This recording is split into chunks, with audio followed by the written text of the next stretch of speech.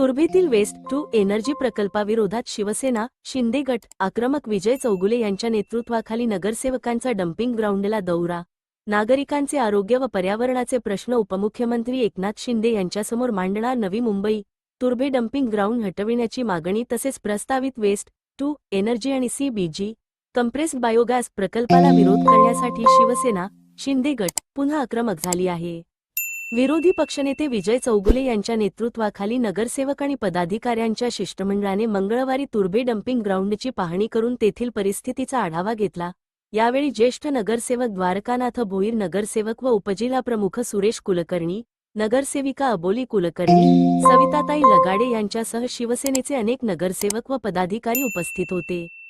पाहणीनंतर विजय चौगुले यांनी प्रशासनावर टीका करत नागरिकांच्या आरोग्याशी आणि पर्यावरणाशी तडजोड करणारा कोणताही प्रकल्प स्वीकारला जाणार नाही, असे स्पष्ट केले.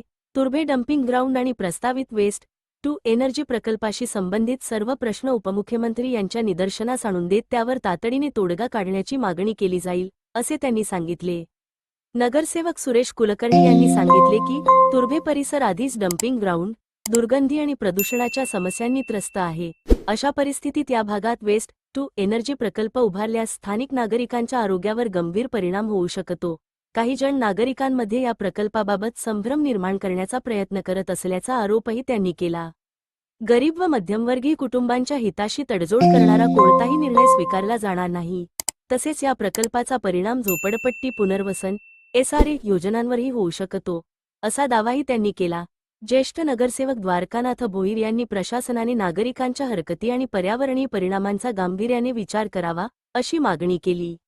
नागरिकांच्या इच्छेविरुद्ध हा प्रकल्प राबविण्याचा प्रयत्न झाल्यास व्यापक जनआंदोलन छेडण्यात येईल, असा इशाराही त्यांनी दिला. यावेळी सुरेश कुलकर्णी यांनी तत्कालीन जिल्हाधिकारी राजेश नार्वेकर यांनी या प्रकल्पासाठी MIDC परिसरात पर्यायी जागा उपलब्ध करण्याचा पर्याय सुचविल्याचे सांगितले. त्यासाठी सिडको आणि नवी मुंबई महानगरपालिका यांच्यात बैठक घेऊन निर्णय होणे अपेक्षित होते, मात्र तो प्रस्ताव अद्याप प्रलंबित असल्याचे त्यांनी नमूद केले.